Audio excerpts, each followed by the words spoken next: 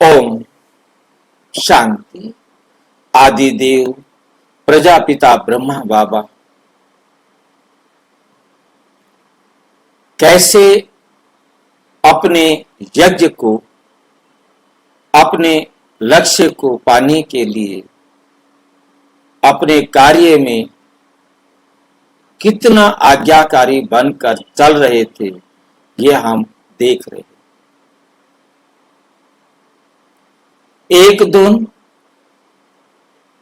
एक ही लगन लगी हुई थी, सत्य की खोज, जिसे बाबा का साथ मिल गया, जिसने सत्य को देने के लिए वंडरफुल पार्ट बजाया। अब उसके चमत्कार भी देखे कि हैदराबाद के सत्संग का चमत्कार, जब हर आत्मा को अनुभव हुआ भगवान का साक्षात्कार। एक दिव्य समागम शुरू हुआ, लोगों का इकट्ठा होना। समागम माना लोगों का इकट्ठा होना। हैदराबाद में एक आध्यात्मिक चमत्कार चुपचाप सामने आ रहा था। एक ऐसा चमत्कार जो हमेशा के लिए जीवन बदल देगा। ऐसा कहा जाता था कि जो लोग इस सत्संग में आते थे, उन्हें बिना किसी प्रयास किए आत्मा साक्षात्कार प्राप्त होता और उस पवित्र स्थान में प्रवेश करने वाली प्रत्येक आत्मा को दर्शन प्राप्त होते थे। ये कोई मिथक नहीं था, ये झूठी कहानी नहीं थी, ये एक जीवंत अनुभव था।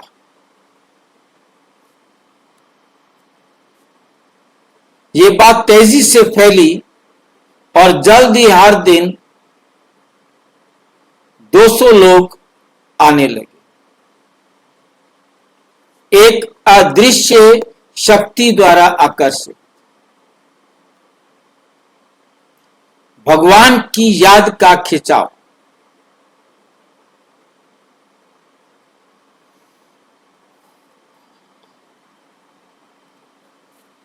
सत्संग की संरचना कैसे बनावट हुई सत्संग की? दिव्य शक्ति के साथ एक दैनिक दिनचर्या, प्रत्येक दिन की शुरुआत भक्ति गीतों के गायन से होती। बाबा कश्मीर से गीत भेजते थे, पत्र भेजते थे, बहनें उन्हें प्यार से धुन में डालती थी। साथ मिलकर गाने की खुशी ने दिलों को एक कर दिया। इसके बाद बाबा का दैनिक पत्र जोर से पढ़ा गया। ये पत्र शिव बाबा के मार्गदर्शन से सीधा प्रेरित दिन के व्याख्यान और आध्यात्मिक चर्चा का आधार बन गया। जीवन को बदलने वाले विषय। प्रत्येक व्याख्यान में कालातीत समझते हैं? किसी को समझ में आया कालातीत क्या भला होती है? ऐसे ऐसे शब्द जो है ना आ जाते।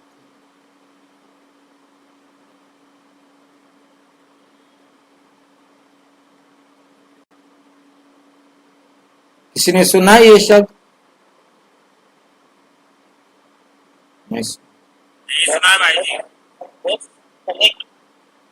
इस शब्द के दो टुकड़े कर देते हैं,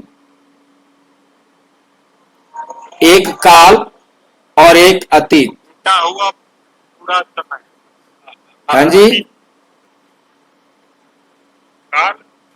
काल और अतीत दो शब्द कर दो तो समझ में आएगा। काल अतीत, कर्मातीत समझ में आता है? समय, हाँ जी, बीता हुआ समय। नहीं नहीं, कर्मातीत समझ में आता है आपको? कर्मातीत क्या होता है? कर्म से परे। तो कालातीत क्या हो गया? कर्म करते हुए कर्म के बंधन माने बंधना नहीं है, कर्म के प्रभाव से पड़े कर्म करते हुए। कर्मातीत कर्म से परे, कालातीत काल से परे। काल माना समय, समय से पड़े। अब समय से परे का यहाँ क्या मतलब है? प्रत्येक व्याख्यान समय सीमा से परे था, तब भी वो नया था, आज भी वो नया। ऐसे विषय पर उन्होंने क्लासेस कराई जो आज भी उतना ही महत्व रखती हैं। समझ को गहरा किया। कौन से विषय थे? नंबर 1, जिन पर पत्र आते थे उनके जो सिलेक्टेड विषय दिए जा रहे हैं, आपको समझ सकेंगे, बाकी पत्र तो अलग हैं, ये उसका विषय है। समय की प्रकृति, समय क्या है मतलब, कर्म का नियम, कर्मों की गति का क्या नियम है, आत्मा की शक्तियां, ईश्वर के गुण, योग की विधि, प्राचीन देवता धर्म का सत्य और एक नई सुनहरी दुनिया का आगमन।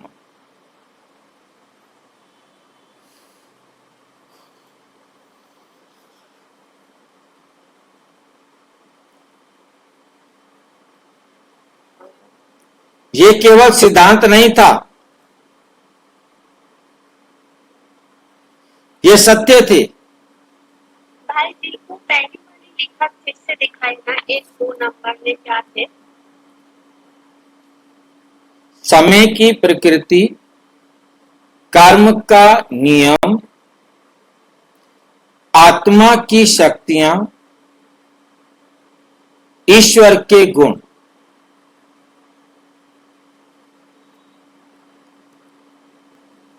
योग की विधि, प्राचीन देवता धर्म का सत्य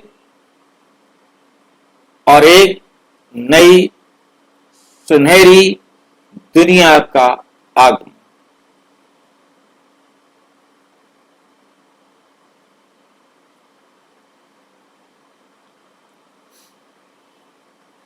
ये केवल सिद्धांत नहीं थे, ये सत्य थे जो बुद्धि में प्रवेश कर गए और साधारण महिलाओं के मन को स्थिर, शक्तिशाली और प्रकाश से भर दिया।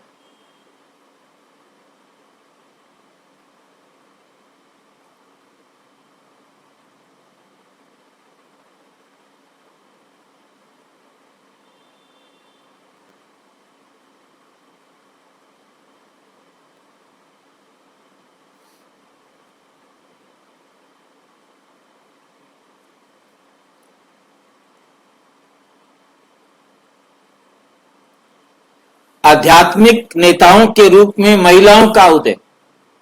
महिलाएं क्या बन गई? आध्यात्मिक नेता। जो लोग देखने आए हुए हैरान थे। एक बार शर्मीली और विनम्र रहने वाली साधारण माताएं अब इतनी गहराई और अधिकार के साथ कैसे बोल सकती है?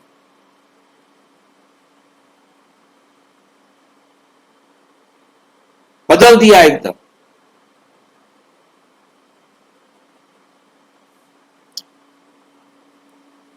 इन महिलाओं ने जिस स्पष्टता और दृढ़ विश्वास के साथ ईश्वर, आत्मा और अनंत काल की व्याख्या की, उसका मुकाबला बड़े बड़े विद्वान भी नहीं कर सकते।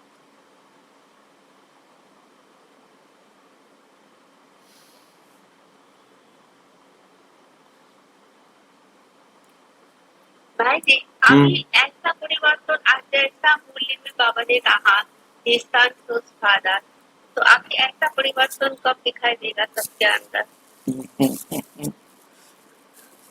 आप सब उसके निमित्त है ना।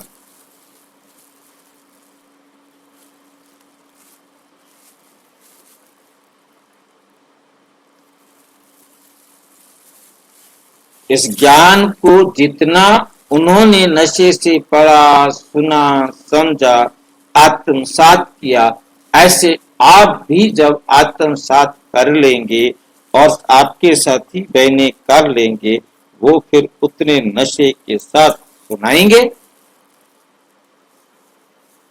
आपके पीछे एक बहुत बड़ा झाड़ खड़ा हुआ है, उस झाड़ को आप कब जो है प्रकट करेंगे, वो आपका समय इंतजार कर रहा है।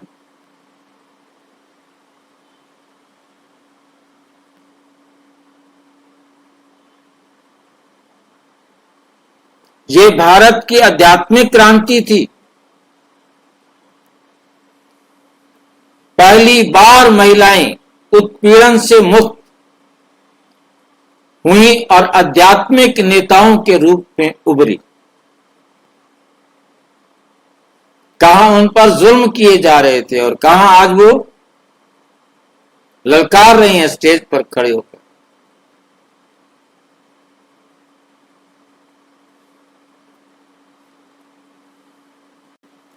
ब्रह्मा बाबा ने शुरू से ही ज्ञान के प्रसार की जिम्मेदारी महिलाओं को सौंपी।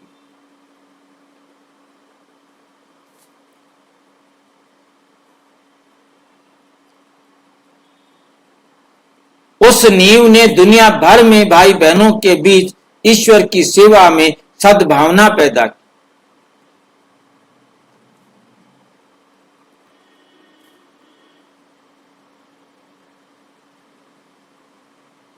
सच्चा चमत्कार आंतरिक परिवर्तन।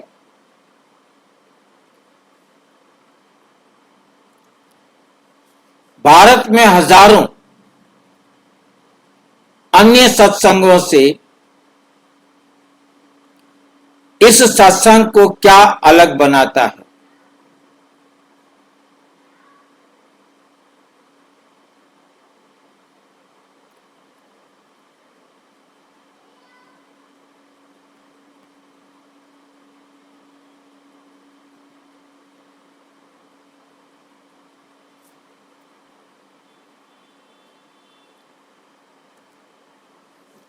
आखिरकार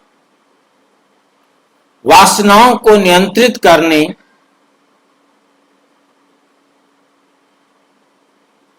और मन पर विजय पाने जैसे विषय आम थे।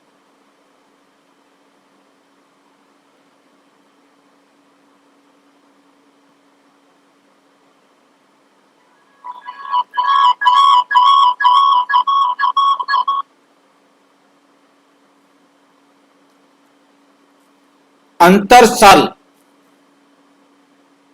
लेकिन गहरा था।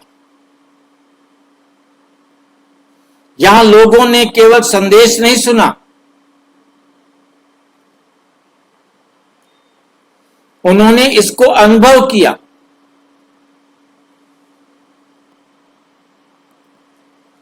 वे अचानक शरीरहीन हो गए।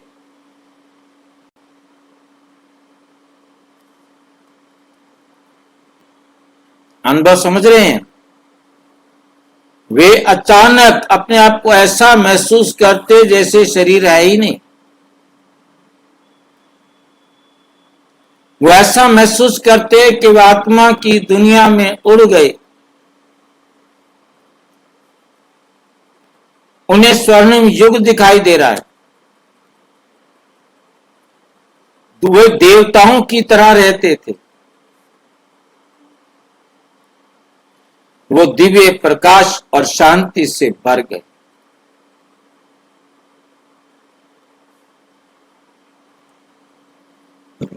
कई लोग अवाक रह गए, मतलब बोल ही नहीं पा रहे थे कि हमने क्या देखा है। अवाक, बोल ही नहीं सकते, अपने अनुभव का वर्णन करने से डरते थे।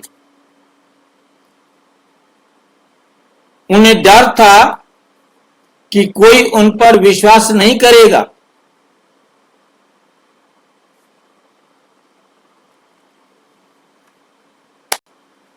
अब कश्मीर से बाबा की वापसी, एक आनंदमय पुनर्मिलन। जब ब्रह्मा बाबा कश्मीर में अपनी तपस्या से लौटे तो सत्संग में इतने सारे नए आध्यात्मिक बच्चों को देखकर उनका दिल खुशी से भर गया। बाबा से मिलना एक अविस्मरणीय अनुभव था। उनकी उपस्थिति से शांति मिलती थी। उनका मन और इंद्रियां इतनी शांत थी कि उनके पास रहने वाले हर व्यक्ति को अपनी आत्मा पर भी वही शांति महसूस होती थी। उनकी चाल शाही थी। उनकी जीवन शैली सरल थी।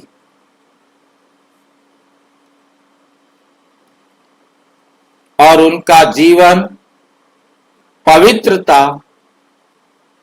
और उद्देश्य का जीवंत उदाहरण था। बच्चों को भी दर्शन हुए। सिर्फ वयस्क ही नहीं, बल्कि बाबा की उपस्थिति में बैठने वाले छोटे बच्चों को भी सतयुग, स्वर्ण युग के दर्शन हुए।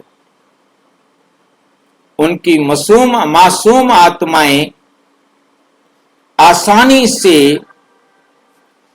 ईश्वर के संबंधों से प्रभावित हो गई। ईश्वर के स्पंदन, ईश्वर के प्रभाव से। उनमें से कई बच्चे यज्ञ की सेवा करते हुए बड़े हुए और ईश्वरीय संगति का आनंद लेते रहे। ऐसे ही एक बच्ची थी बीके दादी हृदय मोहिनी, जिन्होंने अपने शुरुआती वर्षों में ही आत्मा की दुनिया और शिव बाबा के साथ अपने शाश्वत संबंध के दर्शन और अनुभव हुए। ये कोई साधारण सत्संग नहीं था। ये एक दिव्य विश्वविद्यालय था, जहां नंबर 1 शर्मीले लोग क्या बन गए थे?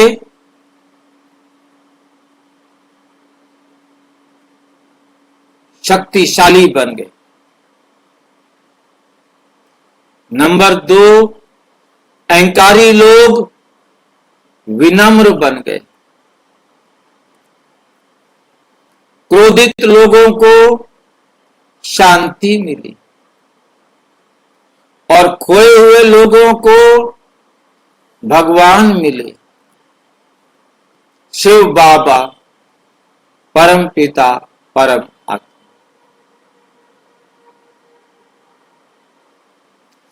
इस सत्संग ने जादू से नहीं,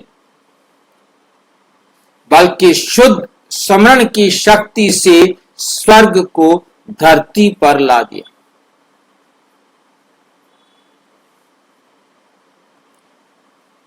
दर्शकों के लिए कार्रवाई का आह्वान।